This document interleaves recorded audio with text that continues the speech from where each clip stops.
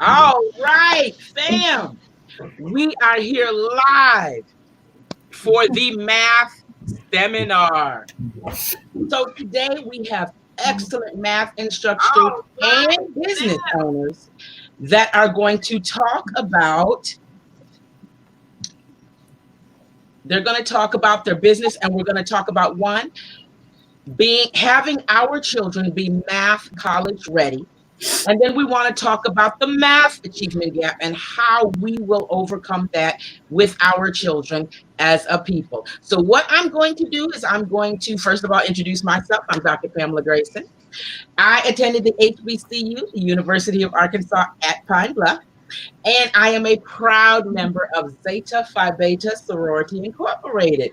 So I will go to this way, to my left to Miss Cynthia Fletcher. Good morning, everyone. How are you doing today? I pray all is well with you all. I am Cynthia Fletcher. I am a graduate, or I attended UAPB for my first 2 years, and then I transferred to Philander Smith College, where I graduated with my degree in mathematics education, and I am a proud member of Zeta Phi Beta Sorority Incorporated. She's my line sister, Miss Paris. Hello, I am Shatoya Paris. I am a first grade teacher. I graduated from the Oklahoma State University. I am a proud member of Delta Sigma Theta Sorority Incorporated. All right, Reshonda. Good morning, everyone. My name is Reshonda Johnson. I am a third generation alum of the University of Arkansas at Pine Bluff, and I'm also a faculty member there teaching college level mathematics. I am also a very proud member of Delta Sigma Theta Sorority Incorporated. And that's my line sister coming right behind me. Good morning. I am Tanya Smith, also an alum of the University of Arkansas Pine Bluff, and also a very proud member of Delta Sigma Theta Sorority Incorporated. I'm glad to be here. And Miss Carr. Well, hello, everyone. My name is Ashley Carr. I graduated with my Bachelor's of Mathematics with a minor in biology from the Texas Southern University in Houston, Texas. I am also a proud member of the first Black sorority, Alpha Sorority Incorporated. Yay for AKA, despite that face Reshonda just made. It's all love, it's all love. It's all love. Because, and we say that, I'm going to have everybody introduce their businesses in just a minute, but we want to right now throw our signs in support of Keisha Lance Bottoms. We support our Delta sister that is the mayor of Atlanta being wrongfully sued by their ignorant governor. Sister Lance Bottoms, we got your back. We got your back. All the districts here support you, baby. We got your back. All right. Y'all know I'm the founder of Collective Activism, which is a social justice organization. We work to provide services within the community. Sister Fletcher, I'm going to have you go ahead and go over your business because we want the children to see, yes, we have businesses outside of education. Because for what they pay today, you need to. Go ahead, Ms. Fletcher. Yes, I am the proud owner of Bernice's Bling. I am an independent consultant for paparazzi jewelry and accessories, where everything is nickel and lead free, and everything is $5. Yes, $5. You cannot beat $5 jewelry. That's all I can say. It is a blast. I am wearing a piece from my inventory, the necklace, and like I said, it's hard to believe it's $5. So my website is www.bernicesbling.com. I am on social media, Facebook under Bernice's Bling. I do go live every now and then. I will have a live today. So if you want to join my lives, just add me as a friend. Follow me, Cynthia Bernice. And again, my social media page is Bernice's Bling. And my website, www.bernicesbling.com. Thank you. All right. Miss Paris. Well, I am Cecilia Paris. I'm the proud owner of Creativity by Tea, where I make custom tumblers, cups, wreaths, blankets, anything you want. I can make it most likely. My website is www.creativitybytea. That is one of the tumblers that I have made before.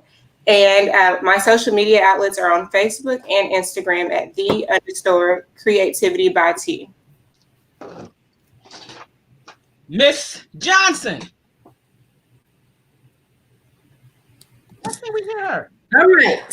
So I am the proud proprietor of mymakeupchick.com. And I am a 3-year presenter for Unique Cosmetics. Our claim to fame are the Fiber Lash mascaras that lengthen your lashes without the hassle of false lashes. But we also are a full line cosmetics and skincare line as well. So all that I have on today is created by Unique, from the skincare products that I use to the eyebrows. You can't really see my eyelashes right now because of my glasses, to the foundation, lipstick, all of that. And so I want to thank Pam for supporting. And I also have to throw a shout out to Bernice's Bling for my beautiful earrings for today. I certainly appreciate them because, you know, I love the flashy little jewelry. And at $5, you can't beat it. But please, you can check out my website at mymakeupchick.com. You can follow me on social media. We have a VIP group as well. Under social media is just my name, Reshonda Johnson, on Facebook and Instagram. Thanks, Pam, for the opportunity to share. Oh no, Miss Smith, you in business? I'm not in business, but I am an author. Okay, share. So I am an author. This is my book for nurses, and it is the Calculations and Skill Builders. I teach this course, so it's a basic fundamentals course for those interested in becoming a nurse who just need like a recap, a refresh for the calculations and the dosages that they will build up on as they continue to get their nursing degree. Wow. We got a sister that wrote the math book for the medical industry. Wow. Yes. That is amazing. So it's only sold to schools or can anyone buy it? Anyone can buy it. I am proud to say that UAPB did use it last year. Look at it! Yes! So yes, so anybody can buy it. Of course, you know, I like institutions, you know, to use it for their nursing programs, but I've had several individuals who are interested in becoming nurses but need that rebuild before they jump into the nursing classes. How do we help you push the book with institutions? Can we recommend it to our schools or to schools here? Absolutely. Any school that I hear of nursing, I can refer them to you. Yep, I'm a self-publisher. So I send it out, I publish it, you know, I produce it, I send it out. So it's all me. That is amazing. Oh, I'm so proud. All right, Miss Ashley, go ahead and I'm assuming you're gonna tell us about the Tatiana Project. Okay, give me. Yes, I am a co-founder along with my siblings of the Tatiana Project. It's a project dedicated to preserve the legacy of my sister, Tatiana Jefferson, who was murdered in October 12th of 2019 in Fort Worth, Texas. Our mission is to create a livable environment between the urban community and the police. Our current goal right now we're getting ready to start exposing our urban kids in our communities that look like us to STEM. The STEM that we're focusing on first is coding. And we're going to start focusing on that, as well as we want to get a gaming team together to start competition gaming in our because that's an era that our community does not do, but there's money in it, and we want to expose our kids to things that they can do more than just sports to move up and be successful. All right. Excellent job. And I do serve as an advisory committee member on the Tatiana Project. So one thing I want everyone to see is that how we as Black women need to support each other. I think we've done an amazing job in this group. So let's get started. The plan is to discuss college math readiness because there's a gap, because primary and secondary math uses different ways now to teach math that make it harder for the students to translate when you have to go to college and they are going to teach and be based on traditional math. I'm going to have the college educators, number one, expound on that. And then on the policies that are put in place that denigrate our children or diminish, and then how we best overcome them, give them tools. I'm going to start with Miss Johnson. Yes. One of the things that I think is important that I don't think we as educators do enough of is we don't have enough we don't have the right conversations in terms of K through 12 coming to the table to talk with higher ed educators, particularly in math, in ways about how we can streamline the process and discuss methods and tools and resources that are being used in the K through 12 classroom versus what we're doing in the college classroom. So many of our babies come to college ill prepared for math because they've had these bad experiences in K through 12, whether it was an undiagnosed learning disability or just a bad experience with one math instructor, because really that's all it takes for them to change their perspective in terms of how they view a topic or a subject. And so we don't talk about those things as educators collectively. Yes, K through 12 teachers have conversations in their own schools. Yes, they have conversations at their conferences, maybe. But as far as talking about K through 16, we don't have that. And so that's one of the things that I think is a hindrance to, math students in general, is the lack of communication, the lack of sharing of resources, the lack of collaboration between math educators across the board. And I could see that. I really relate to that one incident. My 5th grade teacher messed me up. And ever since then, I hated math, and I've never been that good at it. Honestly enough, I'm shocked I got through stats to get a doctorate degree, and that was with a whole lot of prayer and attention. But I totally see that. So then how do we bring everybody to the table?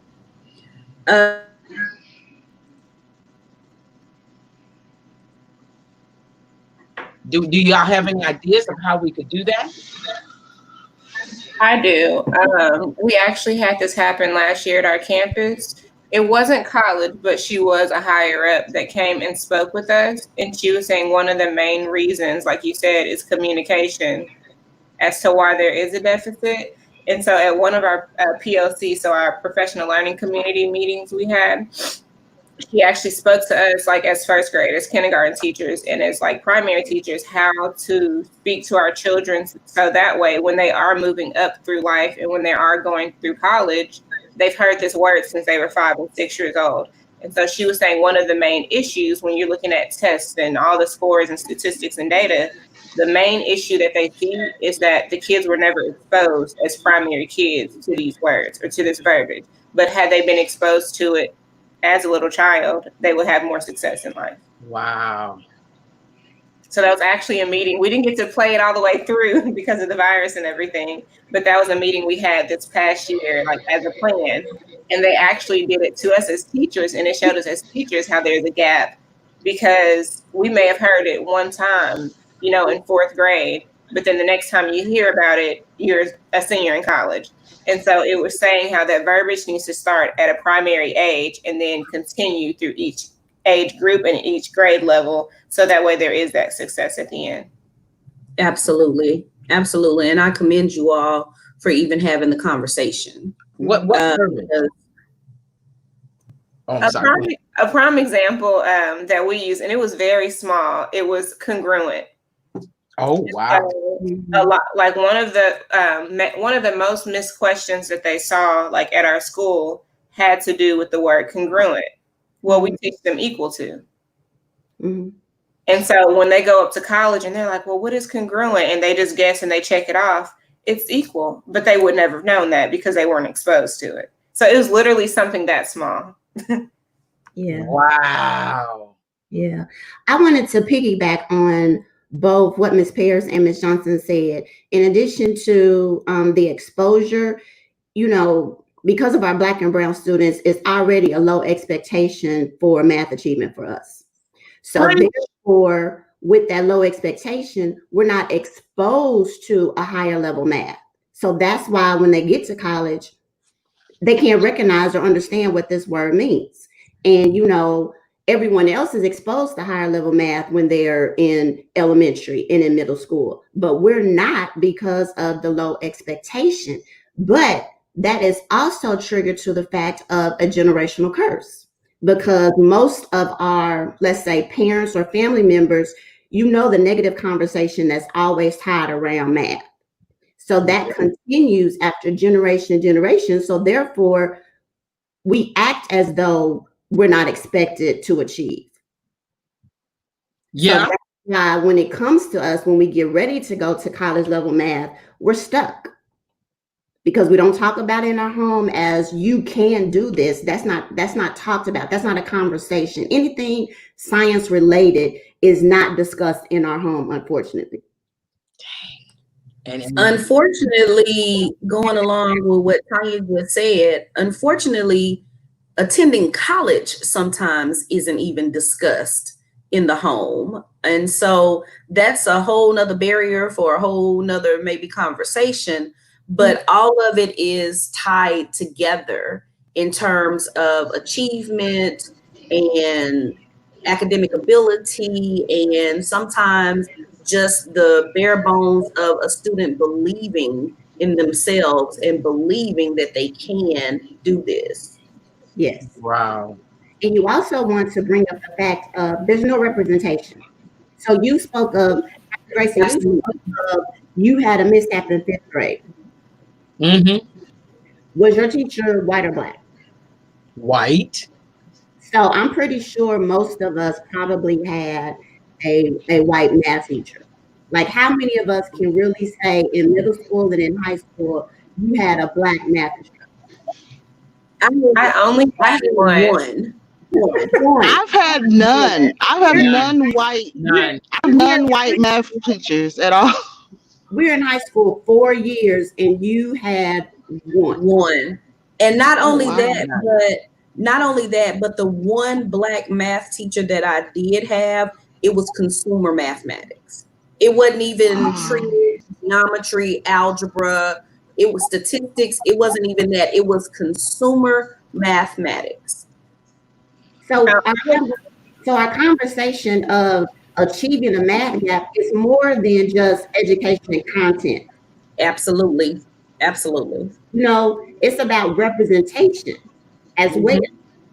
So luckily, the high school that I went to, you know, was an urban high school, very well known in Kansas City. Those my KC family that's out there. I'm a graduate of Lincoln College Preparatory Academy. But I had two math for female, which kind of geared me to where I am today, because I saw that. I saw somebody that looked like me, like, okay, so she's doing this. I could I could probably do this too. Mm-hmm. Also having that representation, she's able to, have content that I can relate to because she knows my environment.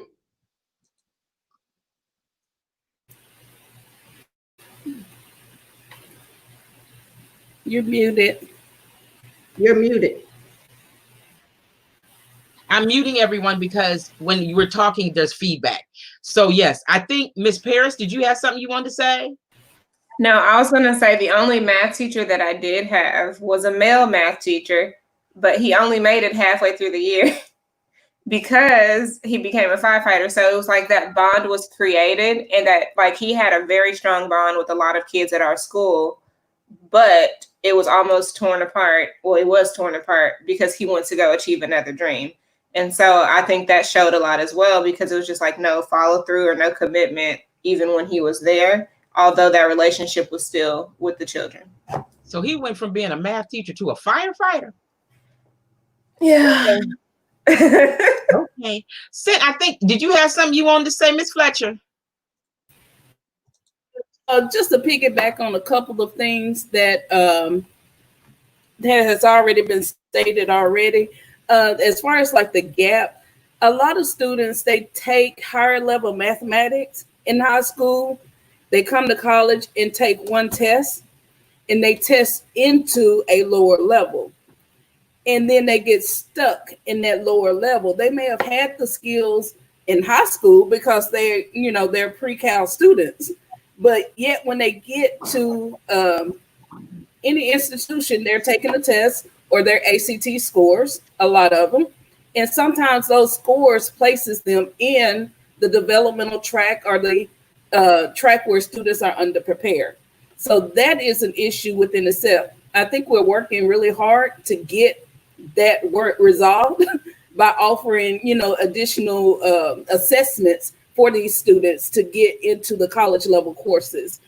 Second, exposure as far as like the instructors that I've had. Now my fifth grade experience was a good experience, and that was another.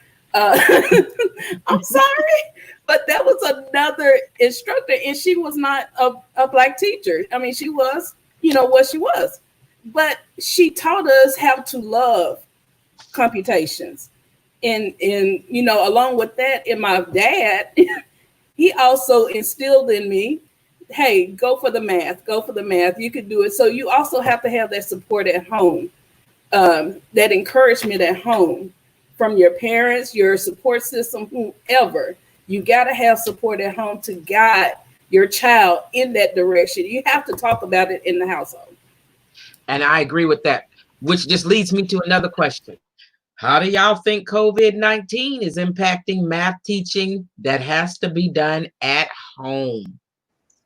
I think it's bringing it back old school because, like, I know with my mom, math did not come very strong with me, but every night, like when she got off of work and when I got home and we were together, it was those little colorful bears, and we were sitting on the ground and we were counting. We were working it through, and I could not go to bed until I finished a certain amount of problems. Or she would have worksheets or things that she had printed off at work. When I was in high school, I had algebra and geometry, like gave me the blues. And she was like, oh, you're not getting it at school? Okay. And I came home and it was just like another slew of, work for me to do because she was not going to give up until I got it. But at the same time, not every parent is that way. And not every parent has those resources that she had to provide for me. Because I can't do algebra. You throw a letter in there, your answer will be pancakes and syrup. I'm just not gifted. But I want to go now to, so we've talked about these issues with collegiate, the crossing from high school to collegiate. Now, Ms. Carr, you are you one that would handle the high school math. After hearing what they have to say, what are your thoughts? Let me unmute you. If you unmute yourself, there you go. Well, I think I agree with what they're saying. I will start with when everyone was talking about their teachers. I was blessed. All my teachers in high school, all my math teachers in high school were Black women. So I was able to see that at an early age. I didn't meet a black male instructor till I got to college. And that's when I was kind of knocked off my horse, I can say, because those women, those black women that I loved my math class. I wanted to go there after school and do my homework just to say I'm doing it with them and things of that nature. They made me love the numbers. So I was cool with it. What I did not know when I got to college is that even though they taught me well, there was a lot of things they didn't teach me because it wasn't part of the test. So if it wasn't part of the test, then it wasn't a subject topic that we taught, but we needed those steps. We needed those bricks to go to calculus, to go to pre-cal and things like that. And when I got to college, one of my favorite professor, Dr. Taylor, I'll never forget him. He looked me dead in my eye and said, "You went to public school, didn't you?" And I looked at him like I was offended. Like, how dare you? What does that mean? And he just looked at me in his straight face and said, "It's because you're missing some stuff. You're missing a lot of stuff. Not saying that you're not a good math. You can't do this stuff. You're just missing a lot of stuff." And so what I'm learning is what you guys are saying is that we can't teach to the test. We have to teach the subject so that when we get to the next step, they'll have all the tools that they need for that subject. But I'm gonna be honest with you guys. When I was teaching ninth grade, that's the hardest class. That's the hardest grade to teach is ninth grade. A lot of those kids don't know just what Ms. Paris said. They don't have a mathematical vocabulary. So we're literally, they don't know their multiplication tables, their math facts, things like that. And I'm supposed to be able to get them to pass Algebra 1 test. This is crazy. So they're basically on a third, fourth grade math level. And I'll get them up to an 8th grade math level, and I can see that I'm not a good teacher because I didn't get them to pass the test. So then each year, each teacher's job is to get them to move. But what happens when they get to college is that they're not on their level. They're probably on a 9th grade or 8th grade level by the time when you guys get them. And so that's why they have to take those remedial classes, and that's why they get stuck in those, and that becomes a mental thing. When you can't move up, when you can't go, you think you can't do this. It's not that you can't do it. I just personally believe, this is what I always tell kids that I tutor, is that you just didn't have anyone who can reach you on your level. And that's what we've got to do, is learn how to reach them on the level and bring them up. So you're saying we need to do a different teaching methodology. We can't teach all children the same. And the school that my son went to last year, that was their methodology, teaching children the same. And then let me ask you this. Ms. Farrah's laughing because okay. Can y'all provide a list of words that we should be, because as a parent, I'm listening. I want to do this. Where would I find the list of words? Can y'all give me a list of words that I should be sharing with Blade? He can understand congruent. That child uses big words. His mama's English. Yeah, I think it should be a list. So can somebody make a list? Yes. I got 5 brilliant educators on here. Somebody could help. Fine. I'm gonna call a Zoom meeting next week, and we're gonna come together and make a list. Yes, you can make a list. And I'm gonna start in a period, and I'm gonna start in a sentence. So the issue is, it's not just a math achievement gap, but it's also related and connected to the reading level. So we can provide, it's the reading and comprehension. So we can provide a list, but what you gonna do with the list? And can you understand the list? Can you read the words and the definitions on the list? For me as a parent, I would do the words and the definitions. I would, and we would go over these. I would expect him to use these words in everyday conversation. So if we see 2 lines, I should be able to say, Blade, are those congruent? And he should be able to answer in the 3rd grade. And then there's context, because if we're talking about 2 lines, I don't know if you would use congruent, if that would be the right word, versus parallel or perpendicular. And that's an everyday application, because an intersection, a street intersection, those are perpendicular lines. two streets beside each other, parallel lines. So it can be used in everyday, it can be put into context. And that's one of the other things when we talk about the gap is they don't see math in day life. They don't see it. They see it when we talk about dollars and making money and all of that, but they don't see like the applications of, for example, what I just said, parallel and perpendicular lines in everyday life. They don't see that, you know, walking up a hill would be the slope of a line, or walking down a hill, you encounter a negative slope. They don't see those things in everyday life. And I think if we can start integrating that into what their lives are, it will help with the achievement gap. It will help with the vocabulary. It will help with their comprehension and their computational skills of math. And then I want to go back to what Miss Smith was saying, Mrs. Smith. Go back to that. You were saying it's connected to reading, because I think Miss Johnson just really said the same thing, but I want you to finish your thought. No, that was my thought. It's connected to reading and understanding, you know, the comprehension. So Ms. Johnson spoke of using it in everyday life. That goes back to when Ms. Paris has said open to exposure. As our children, I mean, we see it every day, but we're not exposed to it because we're not using the math language. I'll put it like that. We're not using the math language. So we're exposed to it. It's just the math language. Those words aren't being used. Well, why aren't those words being used? Because of our comprehension of not understanding, as Ms. Johnson said, perpendicular and parallel. Wow. I mean, they walk the streets all the time, whether they're going to school, whether they're going to the store, going to their friend's house. And that's why they're not seeing it as parallel, perpendicular, or even the good one. We walk up hills all the time. You know, you walk in the slope, right? No, I didn't know that because I don't know what a slope is. So it's like these are the things that need to be exposed and used in our homes. So then that way they are exposed to it.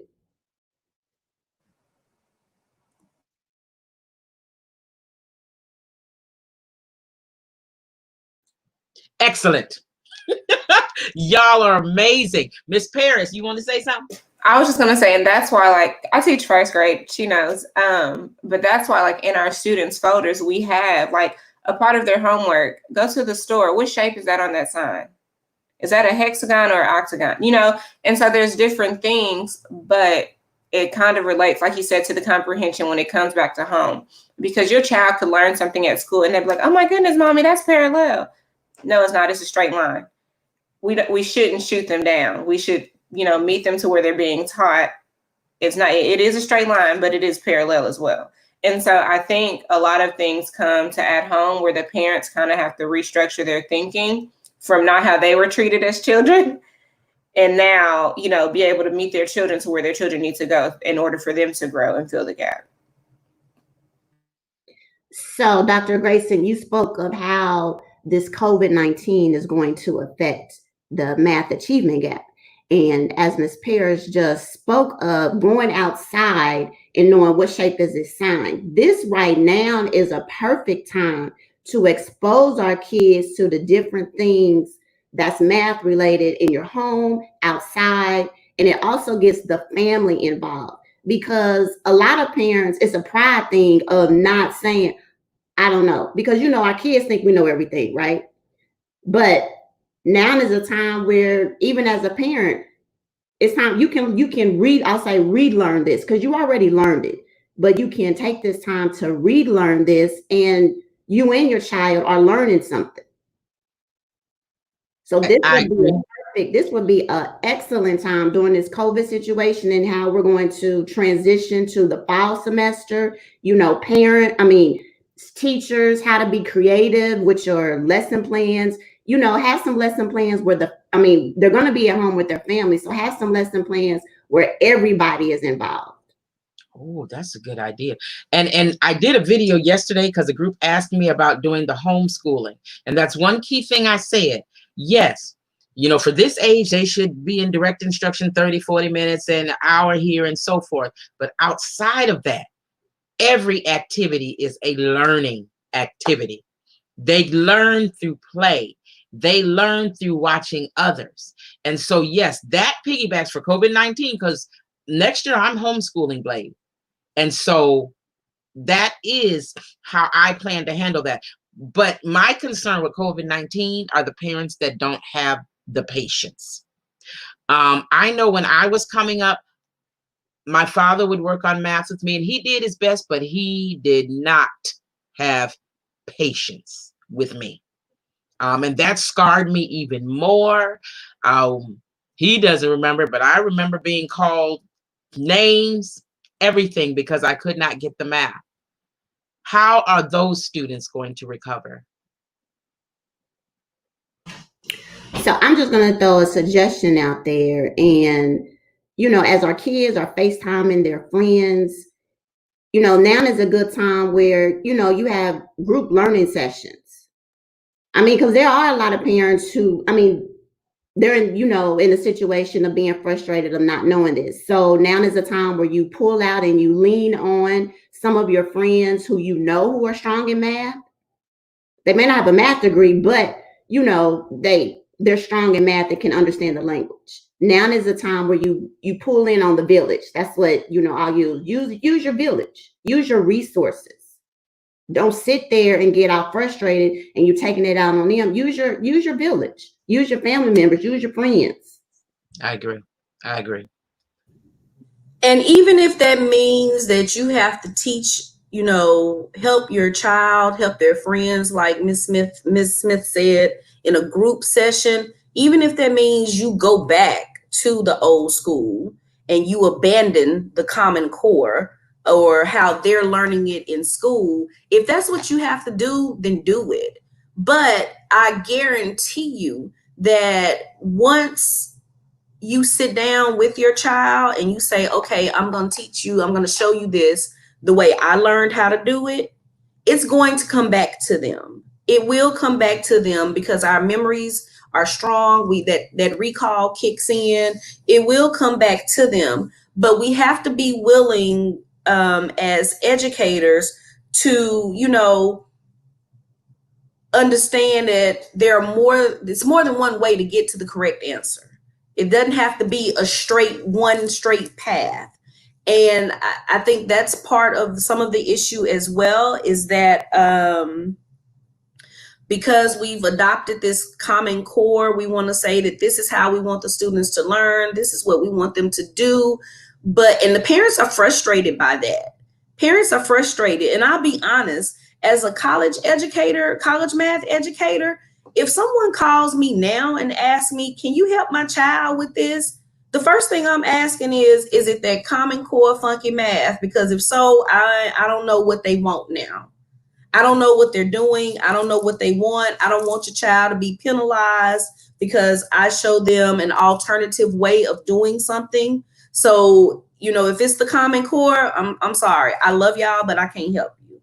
And so we have to be flexible, and education itself is going to have to be flexible in that it's okay to go back to the old school ways of doing things. What matters is that, does the child understand and does the child comprehend? Are they comfortable? Can they explain it to someone else? If they can explain it to someone else, that means that they understand it.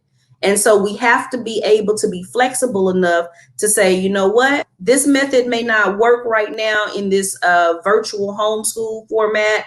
It's okay if we do something different. I think that is absolutely correct. I've got a couple of questions. Number one, I'm thinking Ms. Carr is going to have to answer this one. What is the purpose of Common Core math? Base 10, making it difficult, making these kids go over the river and through the woods for an answer. 2 + 2 is 4 all day. What is the purpose of that? And then secondly, I want Ms. Johnson to go, and Ms. Smith and Ms. Fletcher to go over the policies in education that diminish and hurt our children. Because I'm understanding there is a benefit to our children being kept in the more remedial classes. But Ms. Carr, what is the purpose of Common Core math? Why? I would like to state, as Ms. Reshonda said, I don't teach Common Core.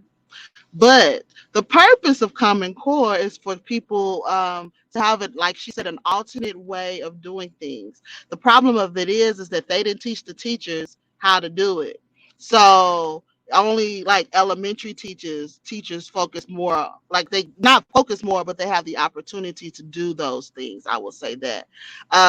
In my class, I always like to teach my kids to get them prepared for the next level. So if you're in high school, I'm preparing you for college. So how I'm looking at how a college teacher will teach you how it is. So I'm doing the same things so that when they get to college, I've had several kids to say, "Oh, Miss Carr, when I took college algebra, it was just like in your class. It was so easy." I was like, because I taught them the I guess the traditional. I don't want to say the traditional way of doing the math way, but that's the way I taught them because I knew that's the way that what they were going to. So I was basically preparing them for what I wanted them to go to. I get lost in sauce. I won't lie to you on those boxes when they do all we're gonna expand it out and bring it in, and I won't, and I do that. And so what happens when I do when I tutor kids, they'll go back to school and they'll say, "Well, my tutor, Miss Ashley said this, and this," and I'll be like, "Well, I'm sorry, ma'am. I'm not trying to get on your bad side, but we don't have 10 minutes to do a problem. You just told me to test this time, and that they got to do 50 problems in 4 hours, and my kid don't know their multiplication facts. So why am I teaching them how to draw boxes?" That's in my head. That's what's going on. My goal is that's my goal, to make sure that they get what you want them to pass the test. So that's me. When the parent bring the tutor to the parent teacher conference, that's me. I don't understand that. But did they get the answer right? That's my first. So did they get it right? So, and we have to be, just like we're asking the kids, the teachers, the parents to be, different ways.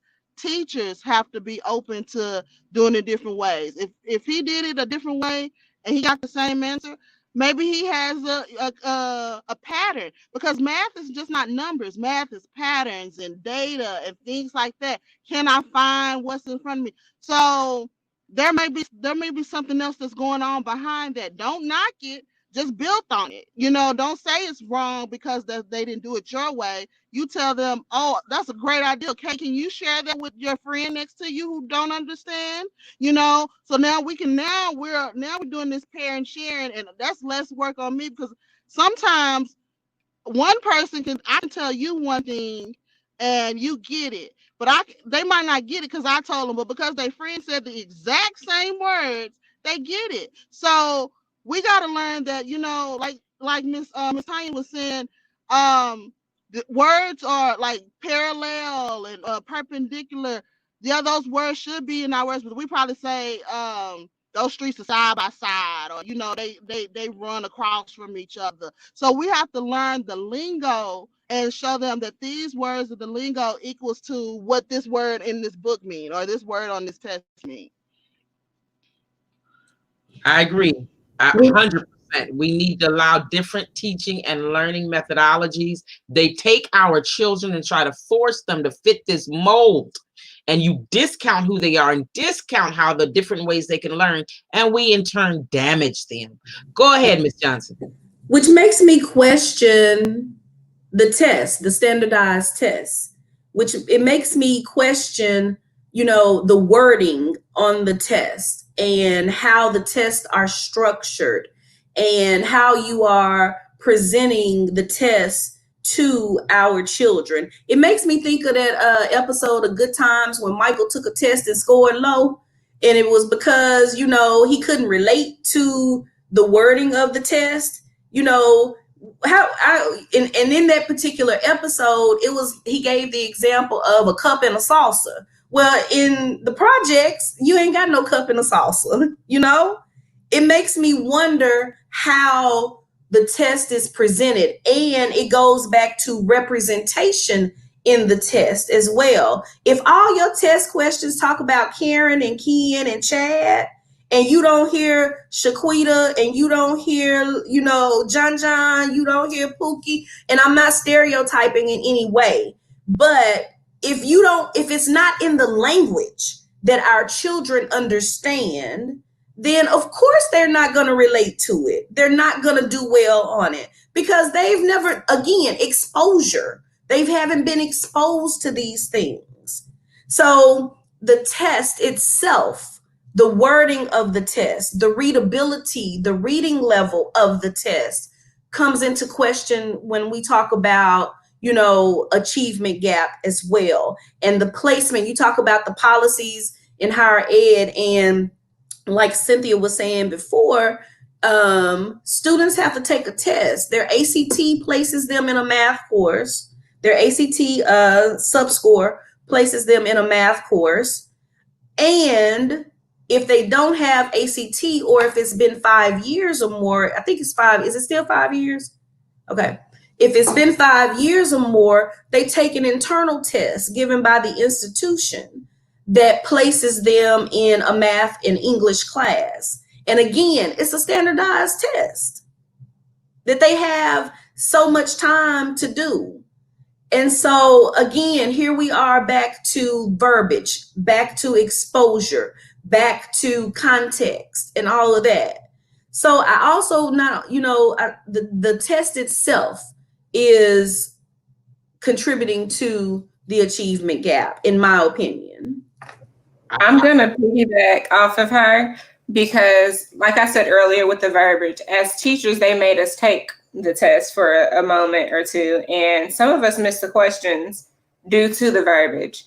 But as primary teachers, and I'm pretty sure secondary as well, we have to teach off of the TEKS. We have to teach off of the standards based off the based from the state. Well, some of those TEKS are not on that test, or some of the TEKS on the test are not what we're required to teach. And so one of the biggest issues we have is that, okay, they may be testing over a certain portion of math, but we're not required to teach that. And so we're required to teach the TEKS, yes, but there's some that if they're not written in our scope and sequence, or they're just like, oh, just get to it when you get to it, well, that's where that gap is coming from. And then when they take the test, which TEKS are on that test that these children have been taught, and which ones are on the test that have been missed? But we don't know that until they take the test and get their scores. This is a real mess. This is a mess. Okay, between the standardized testing, the lack of exposure, the lack of the connection between the reading, math, and context, we got a lot to clean up here. I saw a question. It says, how do you address math vocabulary? So hi, Ms. Kimberly. I know what we do is we try to do cross-curricular. So if I teach you to dive deeper into your reading, you need to dive deeper into that math. I'm asking you to ask yourself these questions when you're reading a regular book. Ask yourself the same questions when reading a math problem. And so you can ask if I read this book, what is the problem and the solution? Okay, how can you create a problem and a solution within math?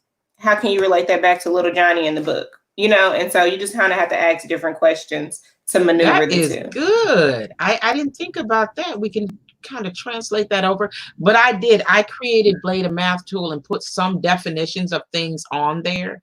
But I would like another tool where you all give me a broader list of words.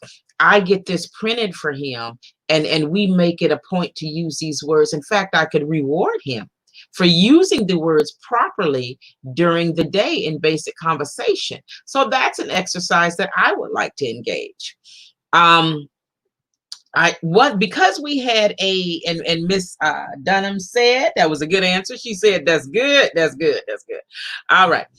Dr. Grace, we had a conversation before this actual conversation, and it was about the policies put in place. And so I want to go on to that one again. And I know that Miss Johnson was the primary leader of that conversation. Policies put in place to diminish and basically, I don't want to say stagnate, but hinder the progress or the motivation to push the progress of our children. So I'm just going to say this point, that I know within the community college sector, because That's my experience. They are actually trying to weed out the developmental math courses, because if we look at the financial aid piece, that affects the financial aid piece, as far as, because developmental courses are not college credit courses. So institutions are losing out on money. And unfortunately, this is all about money. It's all about, business. So they are actually trying to get rid of developmental courses. But we all know from the different levels that we instruct on, that's going to be a mess. Because unfortunately, the developmental courses are needed because they're not coming out prepared, which is the reason we're having this dialogue right here. So can you imagine if they got rid of the developmental courses on the college level, community college level? Well, I think that's good. Oh, I'm sorry. they're also doing that on the traditional four-year level as well. The traditional colleges and universities are also trying to eliminate the developmental courses. And what they're doing is they're trying to do what's called co-requisite courses or fast track courses, because not only does it affect financial aid, it also affects graduation rates. And colleges and universities now in the state of Arkansas, we're funded not by the number of students that we have enrolled anymore, but by our graduation rates. And so if you have a student who is testing into the lowest levels of remedial education, that's potentially another year to a year and a half before they graduate. And when we talk about the remediation levels, we're primarily looking at English, math, and reading. And so if they test into a reading class, the lower level math class, and the lower level English class, then we're talking about at least one more year added to their graduation. So they won't graduate in 4 years. They potentially won't even graduate in 5 years. The statistics show that those students are the ones who are more likely to drop out after their first semester or their first year. And so again, here we are back to a money issue within the education system. So that's one of the policies that have been implemented to dissuade our students in a way, because it's our students who are going into at the traditional college level. Let me say it like that. At the traditional college level, it's our students who are going into the remedial courses. At the community college level, which I've also been at a community, on a community college level as well, you may have a mix of students. You may have those traditional 18-year-olds in a class with a 35-year-old. And so we see that. We see the varying degrees more on the community college level than the traditional level. One of the other policies is our admissions policies, because now a lot of schools they're getting strict in their admissions policies, saying that, and I'll use my alma mater as an example. UAPB recently had an admission policy of if you didn't have a 16 or higher on your ACT, the composite 16, then you weren't getting in. You could not get in. And so that, in a way, kind of defeats the purpose, the mission, what an HBCU is all about. And, I don't want to get into the conversation of PWI versus HBCU, but, we have these admission standards and these admission policies that hinder our progress as well. So there are other things, and, Tanya, Cynthia, y'all chime in, please. But I know that those two for definitely, you know, admissions policy and the fact that the state as a whole has a policy to fund institutions based on their graduation rates. That's something that kind of hinders us as a community as well. So I want to chime in on the part that you spoke of, the co-requisites. So for those who don't know what that means, that actually means the student will be taking 2 math courses at the same time. So they're going to take the college level math course and they'll be taking the developmental course at the same time. So if we already have students struggling in one math course, now you're trying to make them take 2 at the same time. What do you really think is going to happen? That's a mess. Cynthia? Yeah. Just to piggyback on both of you guys, yes, co-requisites. The purpose, again, is to get them to the college level course in a timely fashion. That's what we call it. Yes, fashion. It is. Yeah, that, I mean, I'm just using, you know, to get them graduated on time. Okay, let me retract. Let me back it up. Okay, to get them college ready and graduated in 2 years at a community college. All right, so the quicker we could get them to their general ed course, college algebra is the course. The quicker we could get them there, the studies are showing if they could get out of college algebra, they're more likely to graduate. That's the course that I'm hearing is where it's the block for students to graduate college algebra. Get you through college algebra. You've made it. You have some critical thinking skills. You're more likely to graduate but you got to get there quickly. The co-requisite, I can say that it works because we've done this. It works if it's done properly. Let me put it like that. In the past, in my institution, we've done fast tracks. And those fast track classes had the highest success rates, but we did not do them at the same time. You took your developmental, the first 8 weeks, and then you took your upper level, your college course, the second 8 weeks. Worked beautifully for the right students. Do co-requisites work for every student? No.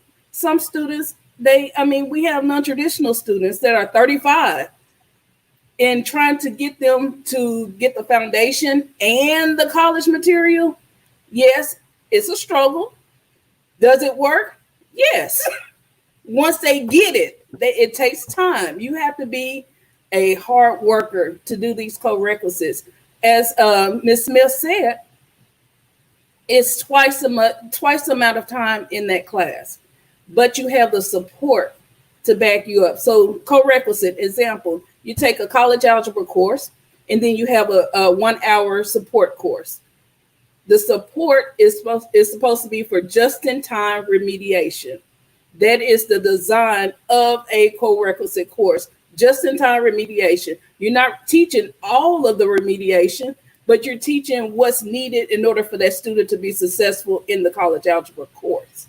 Does that make sense? So, yes, funding is based on how quickly we could get these students graduated. If we have a developmental student and they graduate on time, that's more money, from my understanding of the funding formula. Yeah, it's a mess, but it's doable. We just have to embrace what we have in front of us and deal with the hand that's dealt. If I get a student that is lower level, at the bottom of the bottom, I'm working twice as hard to bring that student up. We all are. But again, it goes back to that student too. The student has to be able to work. And unfortunately, sometimes we get students that don't want to come to college and they don't want to work. And then the failure is the instructor and I teaching. see that. I was gonna say something and it just left me that quick. All right. So Well, go ahead, Sean. and in no way am I saying that the co-requisites can't work or don't work. But what I am saying is that it has to be that borderline student, meaning that student that, you know, suppose you're supposed to get a 19 on your ACT composite, your subscore for math to go into college algebra.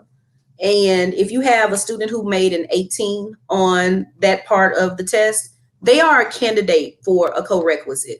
But eliminating the developmental courses altogether, that's the problem that I have, because, you know, not everyone who walks through our doors should be in a co-requisite course. Not everyone who walks through our doors is going to go from a 3rd grade math level to a 12th grade math level in a matter of 16 weeks or 8 weeks or however long the course is, depending on the structure of the institution.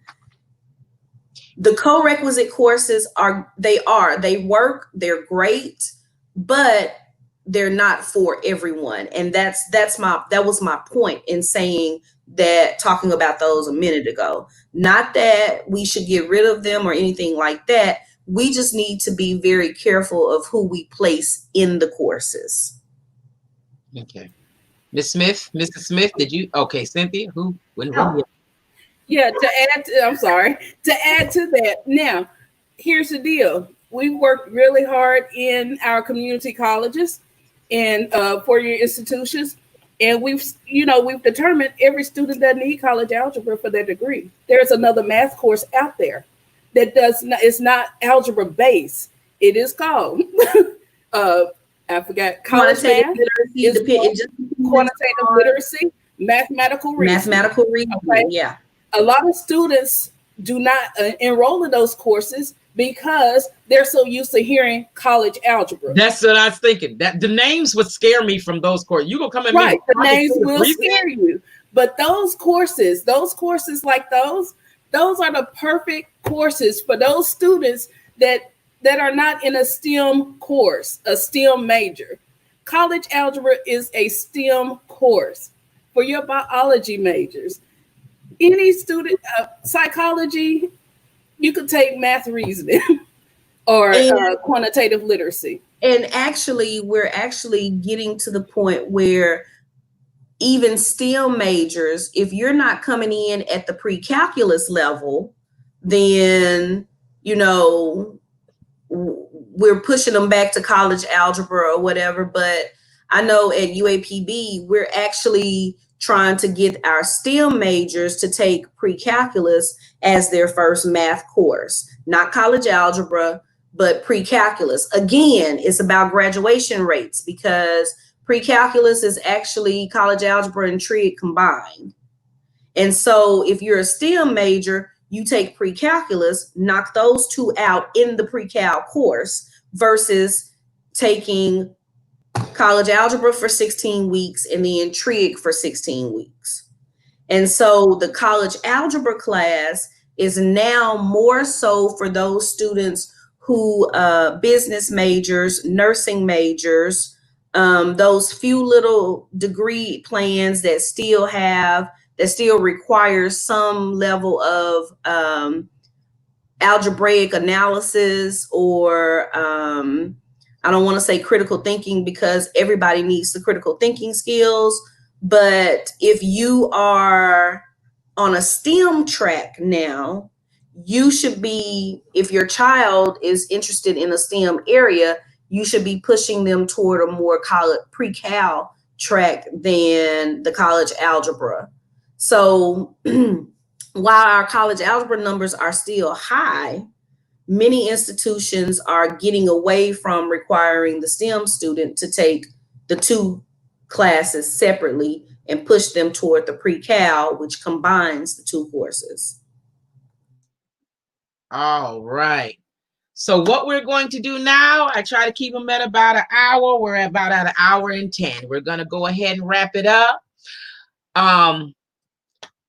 First of all, for anyone that's watching, if you have any questions that you have of the presenters or of the group, or suggestions for future webinars, or if we want to see this done again, because I'm gonna be honest, this is one that's to me as a continuation, please email scrolling at the bottom info@collectiveactivism.com. So a couple of things I want to see come from this. The list of words. I'm serious about that list of words, y'all. Okay? I want that. I need that as a parent, because I don't do that. I do say the streets are side by side, and the only time I use parallel is in regards to parking. So we need you. I need that list of words. We as parents, we need to be patient, and we need to engage math. I like that cross-curricular. When they read a book, ask them to do a math equation out of it or pull one out of it. And that's easily, I see it. I have Blade going over 180 days of science. We have the math intertwined in there. When they get to college, what we need to do, there's an issue with the standardized testing that we need to look at policy changing. We do see more colleges now eliminating the standardized testing as an entry requirement. So that is good and that is needed. I do take issue with that. Yeah, I think for we as HBCUs, knowing that, acknowledging that when it comes to starting line in life, we did not get to start at that line, and that we as HBCUs should be more lenient with our students as far as the entry requirements. So I definitely agree with that. So those are the takeaways I have. Watching what classes we put our students in. If it's not a STEM subject, why put them through algebra? Is that the gist of it? Anything else? Anybody got anything else? Yes, I would like to say for parents, especially during this time that we are experiencing right now, please, please, please be a strong advocate for your child's course selection. And if you're not sure as far as the course selection on the STEM path or whatever path it may be, if you are not for sure about something, please reach out to your resources. Your resources of, I'm sure everybody has an educator as a friend or a friend of a friend, but pull on that resource, because our children are the ones who suffer. Because just like they are changing the math curriculum in college level, they're also changing it at the high school level. My son will be a senior, my middle son will be a senior next year. And the path that they're trying to send him on, I'm like, what is this math class? Well, they're making up math classes so they can push them out. They're making up math courses to push them out. And I'm like, you're on a STEM track. We've had this, me and you've had this conversation. So you know what to take. Well, they said I don't care what they said. I'm telling you. And so that's what I'm saying. As a parent, you have to be strong. This is true. As an advocate to make sure your child, or they're gonna get lost in the loop. So then when they do go to college, as we're talking about this achievement gap, they're going to be lost. And I struggle with it being an achievement gap versus an opportunity gap. I go back and forth with that. Is it really an achievement gap or is it an opportunity gap? So, and we did. I had a presentation earlier and it was a debate, but I'm going to tell you what was told to me. We don't care what you call it. Just fix it. A good book for all parents is The Brilliance of Black Boys by Brian Wright. Teaches about teaching our children with the cycle of deficit, expecting less of them, and that we need different teaching methodologies. Nothing else? I'm going to mention too, we talked about, I think all of us with the exception of Mrs. Carr went to UAPB, but Mrs. Paris's mom went to UAPB. So we all got a connection. I'm so proud of y'all. I love this. Remember to patronize our businesses. So we have Bernice's Bling, Creativity by T, an awesome book. Oh, I'm so proud of that one. We got a book written for nurses in nursing school. Proper dosages. Y'all better know the proper dosages are important.